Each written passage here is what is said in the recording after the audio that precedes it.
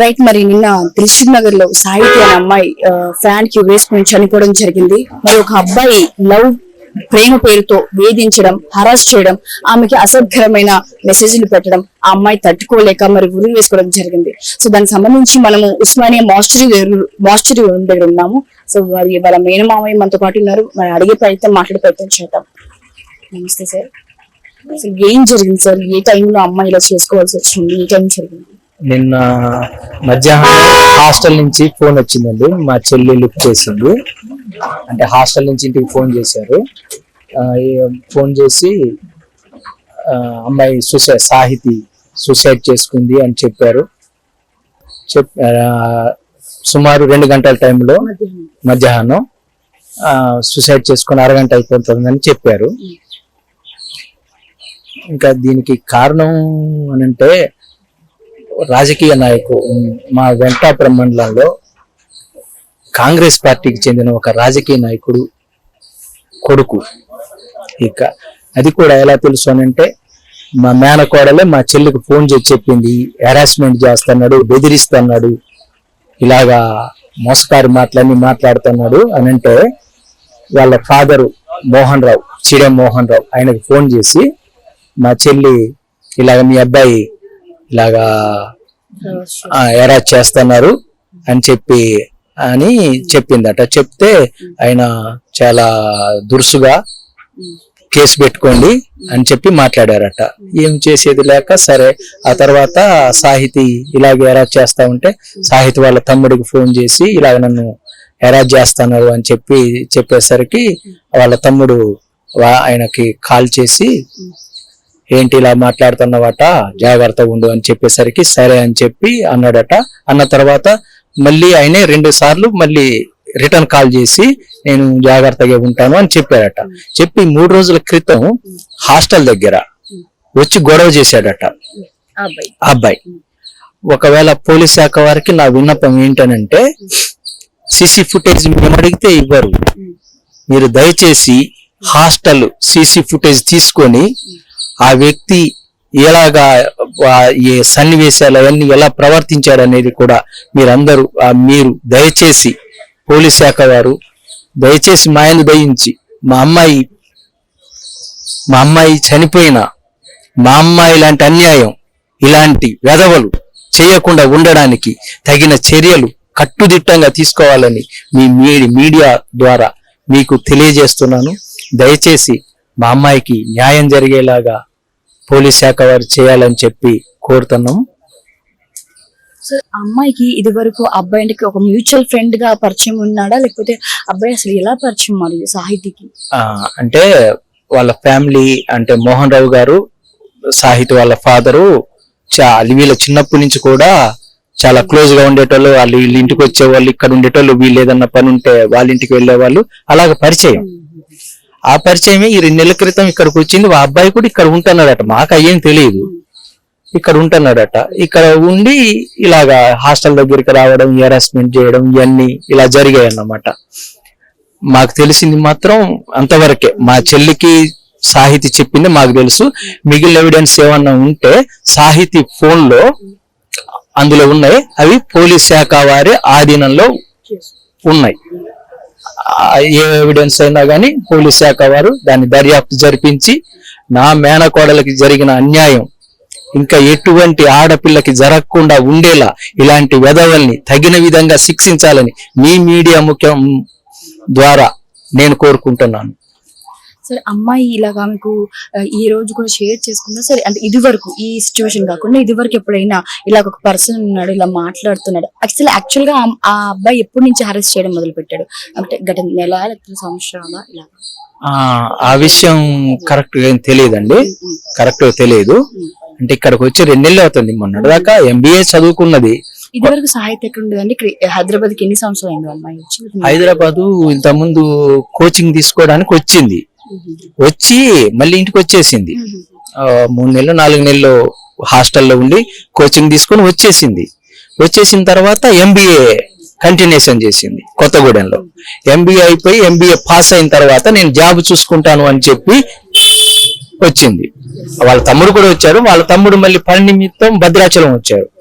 భద్రాచలంలో ఉండి ఇంకా ఈ వారం రోజుల పని ఉన్నది, వారం రోజుల తర్వాత మళ్ళీ ఇక్కడికి వచ్చేసి మళ్ళీ సరే అక్కకి రూమ్ లో ఉన్నా గానీ అక్కతోటి ఎప్పుడు తోడు నీడగా ఇక్కడిక్కడే ఉండు. ఈలోగానే ఇటువంటి ఘోరం జరిగిపోయింది. సార్ మరి ఇప్పుడు పోలీసు వాళ్ళకి ఇన్ఫార్మ్ చేశారు కదా, వాళ్ళు మరి ఏం ప్రాసెస్ స్టార్ట్ చేశారు? మరి అబ్బాయిని అదుపులో తీసుకున్నారా? అబ్బాయిని ఏం అదుపులో తీసుకోలేదు, మేమైతే సస్పెక్ట్ పెట్టాం. మేము వాళ్ళు రాసుకున్న కేసులో సస్పెక్ట్ అయితే పెట్టాం, అబ్బాయిని ఏమి మెన్షన్ చేశాం.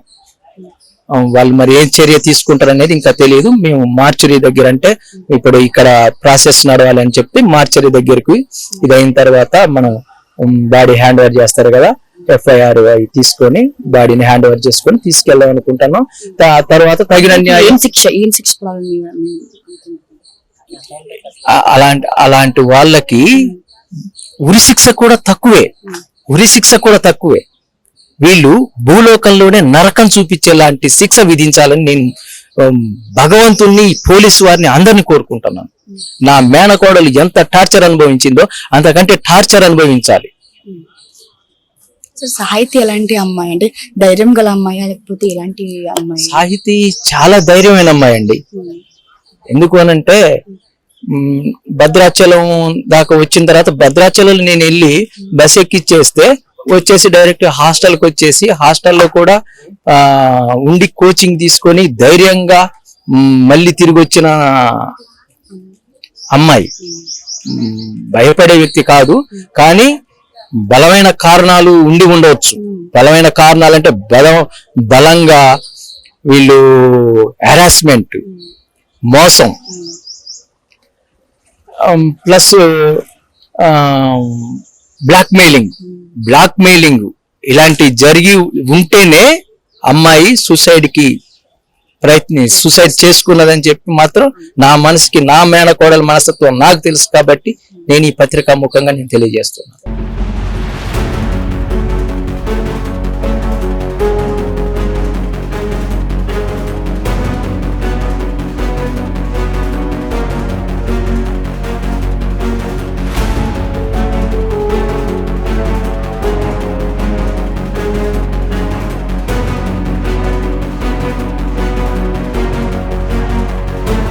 కారణాలు ఏంటి అని ఎవరికి తెలియదు అప్పటి వరకు. సరే అని ఫోన్ లో ఉన్న కొన్ని చూసాము. అయితే ఒక పర్సన్ ఉన్నాడు, ఆ పర్సన్ పేరు చిడెం హరీష్, సన్ ఆఫ్ చిడెం మోహన్ రావు. ఆ చిడెం మోహన్ రావు అన్నైనా వెంకటాపురం మండల అధ్యక్షుడు చేసినట్టున్నాడు కాంగ్రెస్ లో. మేబీ నేను ఇప్పుడు అక్కడ లేను కాబట్టి నాకు అంత డీటెయిల్స్ తెలియవు, బట్ కన్ఫర్మ్ గా కాంగ్రెస్ లో పొలిటికల్ లీడర్ అండి ఆయన. ఇది ఎలా ఉంది అని అంటే అతను దీన్ని చూసిన చార్ట్ ప్రకారం అది ఎలా ఒక పర్సన్ ని మొన్న నైట్ అమ్మాయి జిమ్ ఫీజు కట్టొచ్చి నిన్న జిమ్ కి వెళ్ళింది. సూసైడ్ థాట్స్ ఉన్న అమ్మాయి అయితే జిమ్ కి అయితే వెళ్ళదు. నిన్న జిమ్ కి వెళ్ళి ఆ పర్సన్ నాకు సరే గొడవలు అయ్యాయంట, నిన్న ఫ్రెండ్స్ కనుక్కుంటే రోజు గొడవ పెట్టుకున్నారంట. ఒక 3 days బ్యాక్ హాస్టల్ ముందుకు వచ్చి గొడవ చేశాడంట. సరే నువ్వు బతుకు, నేను బతుకుతాను, నాకు ఫోన్ చేయొద్దు, ఏం చేయొద్దు అని సిమ్ తీసేసి కొత్త సిమ్ తీసుకుంది నిన్న. అది ఇంకా యాక్టివేట్ అవ్వలేదని పాత సిమ్ ఉంచి అతన్ని బ్లాక్ లో పెడితే బ్లాక్డ్ మెసేజెస్ ఉన్నాయి, బట్ మేము ఓపెన్ చేయలేదు, అది ఎవిడెన్స్ లో ఉంది. ఈ ఉన్న మెసేజ్ సరే బ్లాక్ చేయలేదు, వాళ్ళ ఫ్రెండ్ నెంబర్ బ్లాక్ చేయలేదు కాబట్టి ఫ్రెండ్ ఫోన్ నుంచి ఇంకా అబ్యూజివ్ మెసేజెస్, నువ్వు అలాంటి దానివి, నువ్వు ఇలాంటి దానివి, నువ్వు అలా చేసావు, ఇలా చేసావు అని చెప్పి, అంటే ఒక మెంటల్ గా నార్మల్ గా ఉన్న పర్సన్ ని ప్రొవోక్ చేయడం, అంటే నువ్వు అలాంటి దానివి ఇలాంటి దానివి అని నిందించి హెరాస్ చేసి అబ్యూజివ్ వర్డ్స్ యూజ్ చేసి ఒక పర్సన్ నార్మల్ గా ఉన్న పర్సన్ ని ఏది నాకు ఈ బతుకు నేను బతకలేను అనే వరకు తీసుకెళ్లి హ్యాంగ్ చేసుకునే వరకు వెళ్ళాడు. హ్యాంగ్ చేసుకోవడమే కాదు, వీడియో కాల్ వాళ్ళ ఫ్రెండ్స్ చెప్పారు అండ్ వీ హ్యావ్ ప్రూఫ్, మా దగ్గర ప్రూఫ్ ఉంది. అతను వీడియో కాల్లో ఉన్నాడు అమ్మాయి చనిపోయినప్పుడు. 1:35 వరకు అతను వీడియో కాల్ వాట్సాప్ లో మాట్లాడాడు. 1:42కి అతన్ని మళ్ళీ మిస్డ్ కాల్ ఉంది, మీకు ప్రూఫ్ పంపాను కావాలంటే చూడండి. ఆమె చనిపోయినప్పుడు లైవ్ లో అల్మానాలో పెట్టి హ్యాంగ్ చేసుకున్నది అతనికి లైవ్ వీడియో పెట్టింది. లైవ్ లో అంటే అది రికార్డింగ్ లేదు, బట్ అతను మాట్లాడింది హిస్టరీ ఉంది. వాళ్ళ ఫ్రెండ్స్ కిటికీలో చూసేటప్పుడు అతను వీడియో కాల్లో ఉన్నాడు, వాళ్ళు చూశారు, మాకు చెప్పారు. అంటే పోలీస్ రిపోర్ట్లు ఇవ్వలేదేమో కానీ మేము ఫ్యామిలీ కాబట్టి అడిగితే చెప్పారు. మేము ప్రూఫ్ కోసం అని చెప్పి తీస్తే ఒకటే ఒక ప్రూఫ్ దొరికింది మాకు, అతను వీడియో కాల్లో ఉన్నాడు. చనిపోయినప్పుడు ఆ నెంబర్ ఉంది, నెంబర్ కూడా మీకు ఫార్వర్డ్ చేశాను, కావాలంటే అతని పేరు చెక్ చేయండి, ఎవరు మాట్లాడారో చెక్ చేయండి. 142 నుంచి ఇంకా అన్ని వరుసగా ఎన్ని మిస్డ్ కాల్ ఉన్నాయి అవి కూడా పంపాను. పైన నుంచి ఫ్రెండ్స్ వచ్చి వాళ్ళ ఆడపిల్లలు బద్దలు కొట్టలేదు డోర్ ని, ఆ ఓనర్ ని పిలిపించి కింద ప్రెస్ ఆయన ప్రింటింగ్ ప్రెస్ ఆయన వచ్చి డోర్ బద్దలు కొట్టేసరికి చనిపోయింది. బట్ ఈ గ్యాప్ లో అతనికి తెలుసు తను ఉరేసుకుంటుందని తెలుసు, ఫ్యాన్ కి అన్ని చేస్తుందని తెలుసు. ఒక మనిషి చనిపోతుంది అంటే ఏ మనిషి అయినా నిజానికి ఎంత ఎద్దైనా లేకపోతే ఎంత బుద్ధి లేనివాడైనా ఫ్రెండ్స్ నెంబర్లు ఉన్నప్పుడు చేసి బతికించాలి అనుకుంటే ఫోన్ చేసి చూడండి ఇట్లా చేసుకుంటాను అని చెప్తాడు. లేదు ఊరేసుకునేది చూడాలి, అది ఫ్యాన్ కేసింగ్ చూడాలి, పీక పెట్టుకుని చూడాలి, మనుషులు అనుకుంటారో మరి మృగాలు అనుకుంటారో అన్ని మరి వీడియోతో చూసి కల్లారా కన్ఫర్మ్ చేసుకొని చచ్చిపోతుంది. ఇక లాస్ట్ మినిట్ అన్నప్పుడు ఇక ఫోన్ చేసి ఇగో ఇలా చేసుకుంటుంది వాళ్ళ ఫ్రెండ్ నుంచి అని చెప్పి చూడండి అని చెప్తారండి. అయిపోయినాక చేశాడు కానీ తను వచ్చేసరికి చనిపోయిందండి. ఆయనకి ఛాన్స్ ఉంది, తను ఇలా మాట్లాడుతుంది ఇలా చేసుకుంటుంది అని ఆయనకి ఛాన్స్ ఉంది, ఆపడానికి ఛాన్స్ ఉంది కానీ ఆపలేదు. శిక్ష అంటే ఒకటే అండి, మెంటల్ హెరాస్మెంట్ చేసి సరే అబ్యూజివ్ వర్డ్స్ చార్జ్ తీస్తే వస్తుంది. సరే ఎందుకు గొడవ అయింది అనేది కూడా వాళ్ళ ఫోన్ లోనే ఉంది, రికార్డింగ్స్ ఉన్నాయి అన్ని, కాకపోతే ఫోన్ ఎవిడెన్స్ లో ఉంది. అది దేని గురించి ఏ సెక్షన్ అయితే ఆ సెక్షన్ గానీ సరే అది మెంటల్ అబ్యూజివా లేకపోతే హెరాస్మెంటా ఇంకొకటి కానీ ఒక పర్సన్ ని సూసైడ్ వరకు తీసుకెళ్లాడు అంటే ఖచ్చితంగా శిక్షార్హులే అండి. నీకు ఫేస్ చేయలేనంత దమ్ముంటే అమ్మాయి జైలుకి వెళ్ళకు. నువ్వు ఒప్పుకోగలిగితే నీకు అంత దమ్మే ఉంటే అప్పుడు వెళ్ళు. నేను చేసా, నేను ఉంటా 2 సంవత్సరాలు జైల్లో లేకపోతే 5 సంవత్సరాలు జైల్లో ఉంటా, నీకు దమ్ము నా పేరు రాసి చచ్చిపోని అంత దమ్ముంటే అప్పుడు వెళ్ళు. నీకు దమ్ము లేనప్పుడు ఇవన్నీ ఎందుకు పెట్టుకోవడం, అమ్మాయిలతో పెట్టుకోవడం, ఏదో చిల్లర తిరగడం, ఆ తర్వాత లేదు నువ్వు అలాంటి దాన్ని ఇలాంటి దాన్ని నాకు వద్దు అన్న. ముందేం చేశారు మరి? సంకనాకారా? లేదు కదా, ముందు తెలుసు కదా, ముందు మాట్లాడుకోవచ్చు కదా. మరి లేనప్పుడు ఇవన్నీ ఎందుకు? తర్వాత అబ్యూజివ్ వర్డ్స్ ఎందుకు? ఎప్పుడు ఏం జరిగిందో రిలేషన్ ఎప్పుడు వచ్చిందని తెలియదు. కానీ నేను చదివిన చార్ట్ ప్రకారం అయితే ఏది అమ్మాయిని నార్మల్ గా ఉన్న అమ్మాయిని ఇది ఒక గంట క్రితం కూడా 12 గంటలు 12:30 టైంలో మా అత్తయ్య వాళ్ళకి ఫోన్ చేసి మాట్లాడిన అమ్మాయిని ఆ అరగంట గ్యాప్ లో ఏమేమన్నాడు, ఎంత అన్నాడు, ఆ పొద్దున్న నుంచి ఎంత చేసి ఉంటే అమ్మాయి బాధపడకుండా అమ్మకి ఫోన్ చేసి ఉండాలి, ఆ గ్యాప్ లో ఎంత చచ్చిపోయి ఉండాలి, రూమ్ మేట్స్ ఉన్నారు, జస్ట్ లంచ్ కి వెళ్ళి వచ్చే గ్యాప్ లో చచ్చిపోయి ఉండాలి. ఎగ్జాక్ట్ టైమింగ్ లేదండి నాకు, కానీ అమ్మగారికి మామూలుగా నార్మల్ గా దీని గురించి ఏం లేదు, నార్మల్ గా మమ్మీ ఇట్లా నాకు కొంచెం మంచిగా అనిపించట్లేదు అని అంటే సరే అమ్మా నువ్వు ఇంటికి వచ్చేయని కూడా అన్నారు మా అత్తయ్య. అంటే ఏ అమ్మాయినా సరే నా కూతురు బాధపడుతుందంటే ఏమంటదండి, ఇంటికి వచ్చేయమంటది. ఇంటికి వచ్చేయమన్నప్పుడు వెళ్ళిపోయినా ఇంటి కూడా అసలు ఎవరికి ఇంటి లేదు, మేము ఇక్కడే ఉంటాం, అమీర్పేటలో ఉంటాం, లేకపోతే మా వాళ్ళు ఇంతమంది ఉన్నారు, అందరు ఇక్కడ ఉన్నారు, ఒక్క మెసేజ్ అరే ఇలా జరుగుతుంది లేకపోతే ఇలా జరుగుతుంది ఏం చేయాలని అడిగిన ఎవరో ఏదో ఒక సమాధానం ఒక సొల్యూషన్ చెప్పేవాళ్ళు. ఏది చెప్పకుండా అమ్మాయిలా చేసుకుంది.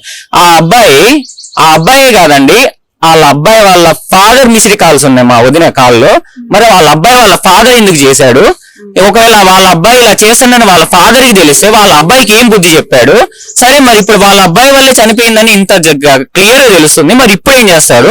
మేబీ ఆయన పొలిటికల్ లీడర్, నేను అంటే అందరికి ఈక్వల్ చూస్తా అంటారు, మరి పొలిటికల్ గా అందరికి న్యాయం చేస్తాడా లేకపోతే నా కొడుకు కానీ మొత్తం కప్పుకొని మొత్తం కాపాడుకుంటాడా అని చెప్పి, లేకపోతే ఆయన ఇన్ఫ్లుయెన్స్ యూజ్ చేసి కేసులు పెట్టకుండా ఓన్లీ సూసైడ్ కేసే పెడతాం, మా కొడుకు మీద నేను రానియకుండా చేసుకుంటామని చూస్తారు. మేమైతే ఒకటే అండి, న్యాయం జరుగుతుందని ఎక్స్పెక్ట్ చేస్తున్నాం. అది పోలీస్ నుంచైనా లేకపోతే మీడియా నుంచైనా లేకపోతే పబ్లిక్ సపోర్ట్ నుంచైనా షీ టీమ్స్ నుంచైనా లేకపోతే ఏ ఆఫీస్ నుంచైనా మాకు న్యాయం దాని మీద ఒక చిన్న ఆశ ఉంది. ఆ ఆశను కూడా చంపేశారనుకోండి ఇంకా సమాజం మీద విరక్తి వస్తుందండి. ఇప్పుడు నేను మాట్లాడడానికి లేదా మా ఫాదర్ మా మావయ్య మాట్లాడలేకపోతున్నాడండి. ఎంత గారం మీకు ఒక్క కూతురు కొడుకున్నాడు లేకపోతే ఎవరున్నాడు, ఒక్క కూతురుని ఎంత గారం 26 సంవత్సరాలు వచ్చినాయి ఇంకా పెళ్లి చేయకుండా చదువుకుంటా అన్న దాన్ని చదివించుకుంటా ఉన్నారంటే ఎంత గారాభంగా చేసుకున్నా ఈ టైంలో ఆడపిల్ల. సరే మేము విలేజ్ నుంచి వచ్చాం, ఇప్పుడు వాళ్ళ క్లాస్ వాళ్ళందరికీ పెళ్లిళ్ళు అయిపోయి కానీ తనకు అవ్వలేదంటే ఎంత గారాభంగా ఉంచుకోవాలి? కొడుకున్నాడు వాడికి ఎలా ఉండాలి? అత్తయ్య అసలు ఇప్పుడు ఆ మనిషి అయితే మనిషిలా లేదండి అమ్మ, అసలు ఎవరు మాట్లాడట్లేదు, తినట్లేదు, ఇంకా ఏం తెలియదు. అసలు ఇంకా చనిపోయిందని చెప్పలేదు ఆమెకి, చనిపోయిందని చెప్పకుండానే అవేం తినట్లేదు, ఎవరితో ఎట్లా మాట్లాడుతుందో అర్థం కావట్లేదు. నేను సాహిత్యతో మాట్లాడాలి, ఒక్క మాట మాట్లాడాలి. ఊర్లోనే ఉన్నారండి, మా ఊర్లోనే ఉన్నారు. ఆమెకి చెప్తే ఎలా రియాక్ట్ అవుతుందో తెలియదు, ఏం చేస్తుందో తెలియదు. అసలు నార్మల్ గా హ్యాంగ్ చేసుకొని ఐసీయూలో ఉందంటేనే ఆమె అసలు తట్టుకోలేక నేను మాట్లాడే వరకు ఉండాలి అని చెప్పి నైట్ నుంచి సిలిండర్ ఎక్కుతున్నాయి ఆమెకి. ఆమెమో నార్మల్ లో బీపీ పేషెంట్ అండి. మా మామ ఏమో హ్యాండిక్యాప్డ్. ఎప్పుడు మా చిన్నప్పుడు యాక్సిడెంట్ అయ్యి అప్పటి నుంచి ఆయనకి లెగ్ టోటల్ గా ఫ్రాక్చర్, ఆయన నడవలేదు, కుంటుకుంటానే నడుస్తారు. ఒక్కడే కూతురు ఇంటి పెట్టుకొని ఒక పొలిటికల్ బ్యాక్గ్రౌండ్ ఉంది కదా అని చెప్పి ఏది పడితే అది చేస్తే నడుస్తుంది అనుకోవడం అయితే నేనైతే కరెక్ట్ అనుకోలేదు. ఓకే, మేబీ రియాలిటీలో పొలిటికల్ బ్యాక్గ్రౌండ్ ఇన్ఫ్లుయెన్స్ యూజ్ చేసి ఏమైనా చేసి ఉండొచ్చు, కానీ న్యాయం మీద ఒక ఓపు ఉంటది కండి, ఎప్పటికైనా జరుగుతుంది. కానీ అదే న్యాయం కొంచెం తొందరగా జరిగితే ఇంకా వాళ్ళ అమ్మగారు కానీ ఏదైనా ఇప్పుడు చనిపోయిందని తెలిస్తే ఎవరికైనా బాధ కోపం ఉన్నా న్యాయం జరగాలని ఒక ఇది ఉంటది. ఆ న్యాయం జరిగితే కనీసం ఒక చిన్న సాటిస్ఫాక్షన్ ఉంటది కదా. ఇంత ఇప్పుడు నేను సొంత మరిదిని, మా అన్నయ్య, మా తమ్ముడు, మా అక్క అందరూ వచ్చారు.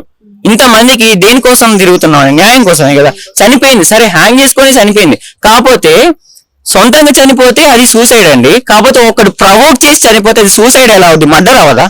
ఒకడు నువ్వు చనిపోతున్నావు అని తెలిసి ఎవరికి చెప్పకుండా, అంటే వాడికి తెలుసు చచ్చిపోతుందని, వాడికి తెలిసి ఊరేసుకుంటుందని, అయినా సరే ఒక్కరు కూడా ఇన్ఫార్మ్ చేయకుండా వాడు వీడియో కాల్ చూశాడు అని అంటే అది సూసైడా మర్డరా?